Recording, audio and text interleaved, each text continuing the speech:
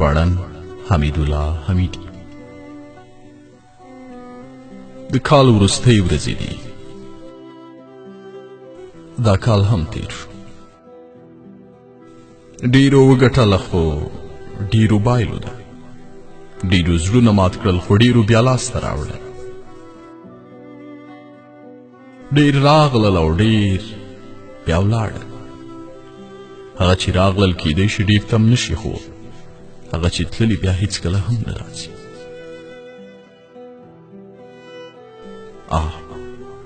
ژوند څومره سخت دی، خو کله بیا په سختۍ ارزي. مهمه نه ده چې نړۍ ډیره ناځوانه ده، مهمه دا ده چې موږ ځوان مرده شو او د یو بل په قدر پوه شو. مه پرېږدئ چې له یو بل څخه لرې شئ. شاپرک خرس ته وویل مینه در سره لرم. خرس وویل اوس خوب راځي، غواړم ویده شم. کله چې پاڅېدم په اړه به یې خبرې وکړو. خرس په ژمنې خوب ویده شو، بې خبر له دې چې شاپرک یوازې 3 ورځې عمر لري.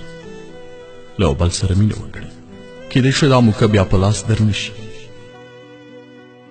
مینه او ګلونه له ژوندیو سره او دعا له مړو سره ښایي.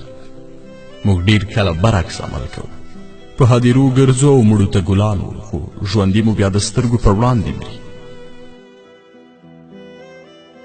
نننی ژوند دومره لنډ شوی لکه غوټۍ چې ګل شي، ګل مړاوی شي او ورشي. راځئ واړه شیان له یو بله دریغ نه کړو. مینه، له مینې او نیکمرغۍ ډک کال ولرئ.